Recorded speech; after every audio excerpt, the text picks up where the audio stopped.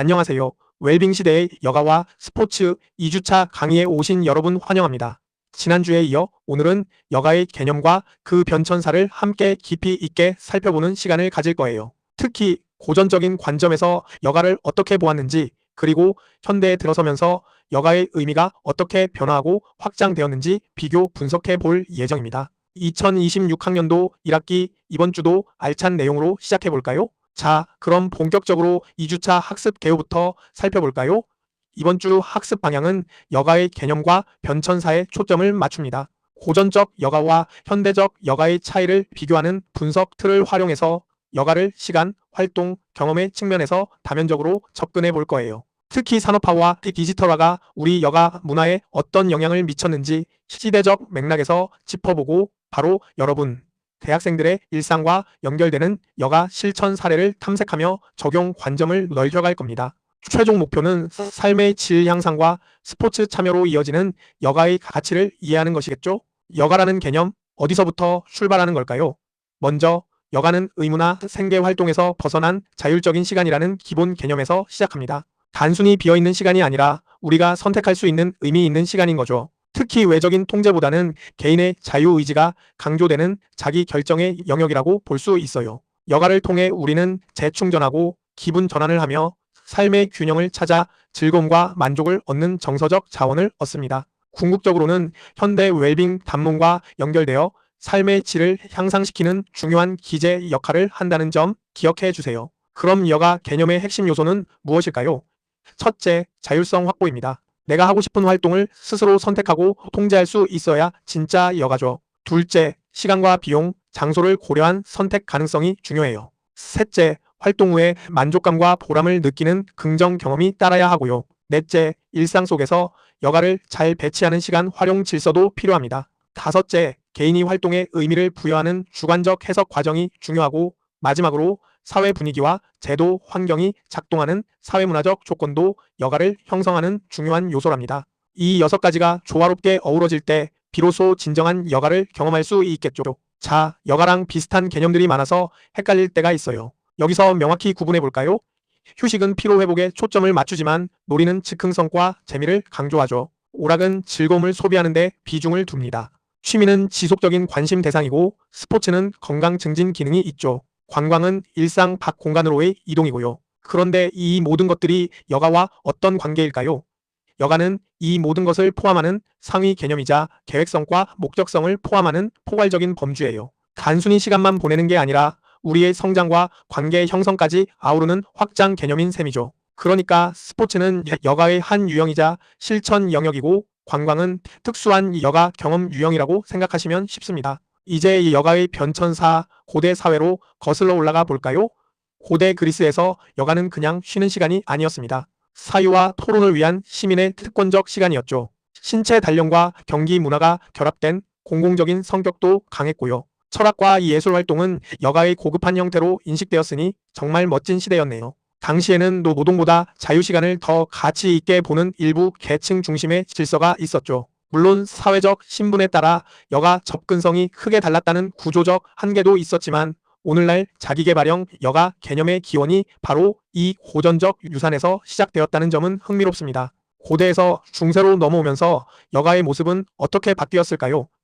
중세 사회에서는 종교적 규율이 일상 전반을 지배하면서 여가의 자율성이 많이 제한되었어요. 개인의 취향보다는 공동체의 규범이 우선시되는 여가 선택 방식이었죠. 결국 근대 이전까지 여가는 계층과 종교에 종속되었던 역사적 배경을 가집니다. 계층별 여가 형태를 보면 일반 서민들은 축일이나 의례 중심의 공동체 활동, 시장 축제, 민속 놀이를 즐겼고요. 귀족들은 사냥이나 성대한 연회로 신분을 과시하는 여가를 누렸습니다. 그림만 봐도 당시 사람들의 여가 모습이 생생하게 느껴지시죠? 이제 근대 사회로 넘어와 볼까요? 산업혁명은 여가에 엄청난 변화를 가져왔습니다. 첫째, 사회 전환으로 노동시간과 비노동시간이 명확히 분리되기 시작했고요. 둘째, 환경 변화로 도시화가 확대되면서 공원, 극장, 클럽 같은 새로운 여가 공간이 우후죽순 생겨났어요. 셋째, 대중의 부상. 근대 시민사회가 성장하면서 대중이 여가의 주체로 당당히 떠올랐죠. 넷째, 교육 수준 향상으로 독서와 문화 향유형 여가가 확대되는 문화 자본의 시대도 열렸고요.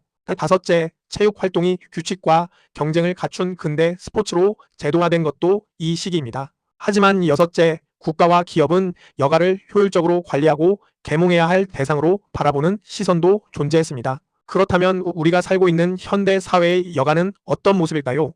먼저 소득 증가와 근로 조건 개선이 생활 기반을 탄탄하게 다지면서 여가 수요가 폭발적으로 늘어났습니다. 대중매체 발달은 문화 환경을 빠르게 바꾸며 여가 소비 방식을 다양화했고요. 이제 여가는 단순히 쉬는 것을 넘어 개인의 취향과 정체성을 표현하는 수단으로 기능하는 시대 특성을 가집니다. 여행, 콘텐츠 소비, 스포츠 참여가 혼합되는 복합형 구조를 띠고 혼자 즐기는 솔로 여가부터 함께 즐기는 여가까지 선택의 다양성이 공존해요. 마지막으로 웰빙과 행복 추구 담론 속에서 여가 가치가 재평가되는 사회 분위기, 바로 지금 우리의 모습인 거죠. 산업화가 이 여가에 어떤 변화를 가져왔을까요? 초기에는 회복의 여가가 주를 이뤘습니다. 장시간 노동에 지친 몸과 마음을 회복하기 위한 수단이었죠. 그리고 대량 생산 체제가 발달하면서 영화나 음악 같은 대중오락 산업이 성장했고 노동과 여가의 이분법이 뚜렷해지며 주말 문화가 형성되었습니다. 주말이 휴식과 여가의 상징이 된 거죠. 철도와 교통 발달은 사람들이 일상 공간을 벗어나 여행을 떠나는 이동형 여가를 확산시키는 기술적 조건을 마련했어요. 결과적으로 산업화는 여가의 양적 확대와 상업화 심화를 동시에 낳은 이중적인 변화를 가져왔습니다. 우리 삶에 큰 영향을 준 변화 중 하나가 바로 주 5일제 도입이죠. 이 정책 변화는 법정 근로시간을 단축하여 여가 시간을 제도적으로 보장해 주었습니다. 주말 이틀이 확보되면서 가족 단위 여가가 확대되는 새로운 생활 리듬이 생겼고요. 스포츠센터, 캠핑, 러닝 등 일상 속에서 즐기는 참여 패턴이 늘어났습니다. 물론 여가의 선택폭은 더 넓어졌지만 여전히 비용 격차가 존재한다는 현실 과제도 안고 있죠. 하지만 이러한 변화는 여행과 레저 산업의 성장을 이끄는 소비 구조 변화로 이어졌고 단순히 시간 확보를 넘어 여가 역량의 중요성을 깨닫게 하는 계기가 되었습니다. 디지털 시대는 여가를 어떻게 재편했을까요? 스마트폰 확산으로 여가의 접속 환경은 완전히 달라졌습니다. 이젠 장소 제약 없이 언제 어디서든 여가를 즐길 수 있게 되었죠. 온라인 게임이나 OTT 이용은 대표적인 디지털 여가 현상으로 자리 잡았고요. SNS 공유는 여가 경험을 소비와 전시의 대상으로 바꾸는 새로운 소통 구조를 만들었습니다. 알고리즘 추천은 개인의 여가 선택에 영향을 미치는 플랫폼 권력으로 작용하기도 해요. 하지만 몰입과 편의성이 높아진 반면 과도한 사용은 과잉 사용 위험이라는 생활 문제를 낳기도 합니다. 그래서 요즘은 디지털 디톡스처럼 균형 회복의 필요성도 대두되고 있죠. 그럼 다시 고전적 여가로 돌아와 그 정의를 좀 더 자세히 알아볼까요?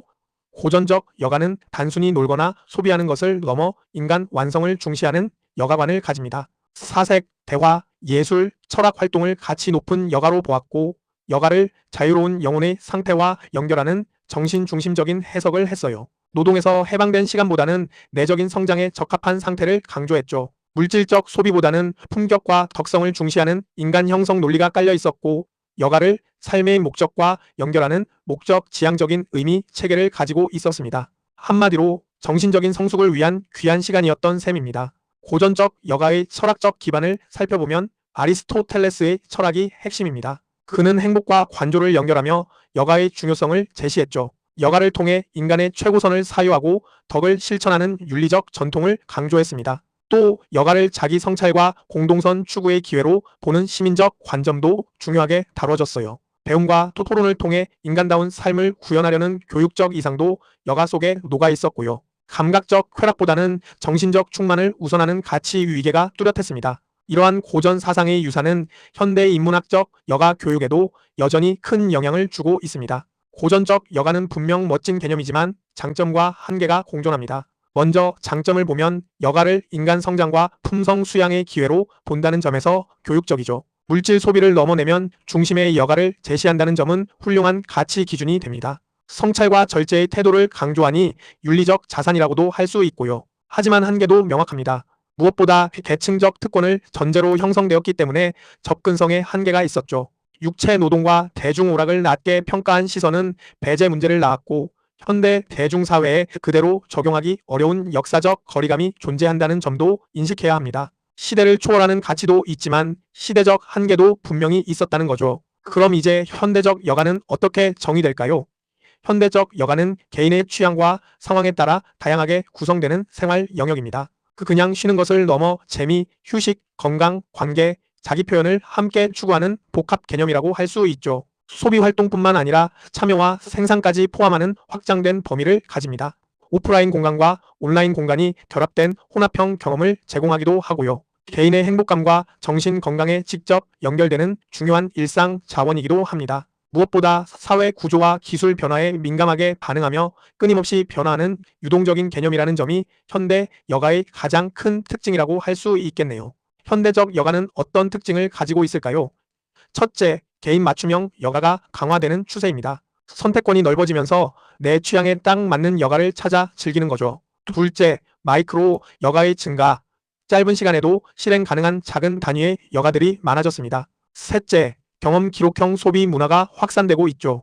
인스타에 올릴 사진 한 장을 위해 나의 경험을 기록하고 공유하는 것을 중시하는 겁니다. 넷째, 생산적 여가 경향도 두드러져요. 건강관리와 자기개발이 결합된 여가들이 인기를 끌고 있고요. 다섯째, 혼자 즐기는 솔로 여가와 함께 동호회나 크루 활동처럼 공동체형 여가가 동시에 확대되고 있습니다. 마지막으로 상업 플랫폼과 구독 서비스가 여가를 주도하는 시장 중심 구조가 되었다는 점도 주목할 만합니다. 현대적 여가에는 정말 다양한 유형들이 있습니다. 먼저 스포츠 참여형 여가는 건강 증진을 목표로 하는 활동들이죠. 여러분 중에 헬스나 러닝 즐기는 분들 많으실 거예요. 다음으로 디지털 미디어형 여가, 온라인 게임, 넷플릭스, 유튜브, SNS 등 디지털 기기를 활용하는 모든 여가 활동입니다. 관계 형성형 여가는 봉사활동이나 동호회 참여처럼 다른 사람들과 소통하며 유대감을 쌓는 활동이고요. 영화, 음악, 공연, 전시를 즐기는 건 문화향유형 여가에 속하겠죠.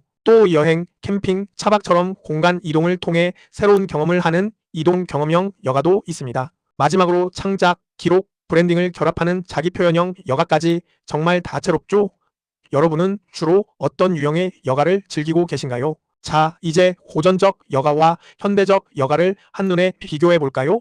핵심 관점에서 고전적 여가는 인간 완성과 성찰을 중시하는 가치 중심형이라면 현대적 여가는 선택 다양성과 만족 경험을 중시하는 생활 중심형입니다. 참여 범주에서는 고전적 여가가 소수 계층의 품격 있는 활동이라는 제한적 범주를 가졌지만 현대적 여가는 대중 누구나 접근 가능한 폭넓은 참여 범주를 지향하죠. 추구 가치도 고전적 여가는 정신적 충만을 우선했지만 현대적 여가는 복합 욕구 충족을 지향합니다. 하지만 두 관점 모두 자유시간의 의미를 묻는다는 점에서 공통 기반을 가지고 있어요. 이렇게 시대에 따라 여가의 모습과 가치관이 어떻게 변화해 왔는지 명확하게 이해되시죠?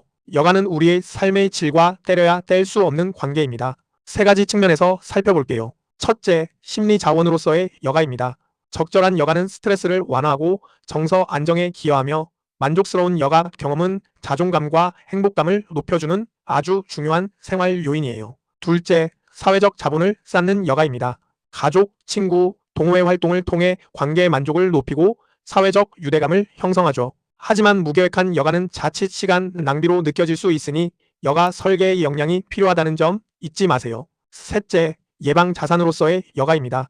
신체 활동 중심의 여가는 건강 수명을 늘려주는 예방 자산 역할을 합니다. 결국 삶의 질 향상은 단순히 양적인 시간을 많이 보내는 것보다 얼마나 질적인 경험을 하느냐에 달렸다는 핵심 원리를 기억해야 합니다. 웰빙 시대의 여가와 스포츠의 연결은 정말 중요합니다. 스포츠는 건강, 즐거움, 경쟁, 소속감을 동시에 제공하는 대표적인 여가 영역이죠. 규칙과 목표가 명확해서 참여 몰입을 높이기 쉬운 활동 구조를 가지고 있고요. 개인 종목과 팀 종목 모두 선택 가능한 폭넓은 참여 방식을 제공합니다. 단순히 직접 참여하는 것뿐만 아니라 경기를 관람하는 관람 스포츠 역시 감정 공유와 문화 소비를 만드는 중요한 여가 경험이에요. 러닝크루나 헬스 루틴처럼 일상 습관으로 정착하기 쉬운 실천 형태라는 점도 장점이죠. 바로 이런 점들이 웰빙 시대의 스포츠 여가가 주목받는 이유를 설명하는 핵심 사례라고 할 수 있습니다. 자, 이제 가장 중요한 우리 대학생 여러분의 여가 실태와 과제를 짚어볼까요? 현실적으로 학업, 아르바이트, 취업 준비가 여러분의 여가 시간을 잘게 쪼개버리는 현실 구조에 놓여 있죠. 스마트폰 중심의 여가가 늘어나면서 수동적인 콘텐츠 소비 비중이 커진 사용 패턴도 보이고요. 그리고 비용과 이동 제약 때문에 선택할 수 있는 활동이 제한되는 생활 조건에 처해 있기도 합니다. 하지만 여러분은 관계 형성이나 스트레스 해소를 동시에 원하는 욕구 구조를 가지고 있습니다. 적은 비용으로도 높은 만족감을 얻을 수 있는 저비용 고만족 여가를 설계하는 역량이 정말 필요한 시기적 과제이고요. 스포츠 활동과 문화 활동의 균형을 찾아 대학 생활을 슬기롭게 관리하는 전략이 중요합니다. 선배로서 진심으로 응원합니다. 그렇다면 우리 대학생들을 위한 건강한 여가 설계 방법은 무엇일까요? 첫째, 현실적인 목표 설정이 중요합니다. 자신의 흥미와 체력 수준을 고려해서 무리하지 않는 선에서 목표를 세워보세요. 둘째, 시간 설계를 잘해야 합니다. 혼자 하는 여가와 친구들과 함께하는 여가를 균형 있게 배치하는 거죠. 셋째, 포트폴리오 구성을 추천합니다. 단순히 소비하는 활동과 나를 성장시키는 활동을 조화롭게 섞어보세요. 넷째, 디지털 조절. 디지털 여가와 오프라인 여가를 적절히 조절하는 사용 기준을 만드는 것이 필수입니다. 다섯째, 자기관리 방식으로 주간 단위로 여가 경험을 기록하고 점검해 보세요. 마지막으로 일회성 이벤트보다는 지속 가능한 습관 형성을 중시하는 실행 전략이 여러분의 삶을 더 풍요롭게 만들 겁니다. 여러분의 건강한 여가를 응원합니다. 오늘 2주차 강의 어떠셨나요? 마지막으로 맺은말을 통해 핵심 내용을 다시 한번 정리해 봅시다. 여가는 단순히 남는 시간이 아니라 삶의 질을 구성하는 핵심 자원이라는 여가의 본질을 이해했고요. 여가의 변천사는 사회 구조 변화와 가치관 변화를 보여주는 역사였습니다. 고전적 여가는 성찰과 인간 완성의 가치를 일깨우는 관점을, 현대적 여가는 다양성, 접근성, 실천성을 강조하는 생활 방식을 보여주었죠. 결국 건강한 여가 선택은 웰빙과 스포츠 참여를 연결하는 출발점이 됩니다. 다음 주에는 스포츠의 정의와 구성 요소에 대해 더 깊이 들어갈 예정이니 오늘 배운 내용 잘 기억하시고 다음 학습 준비도 해주시면 감사하겠습니다. 오늘 강의 정말 수고 많으셨습니다. 감사합니다.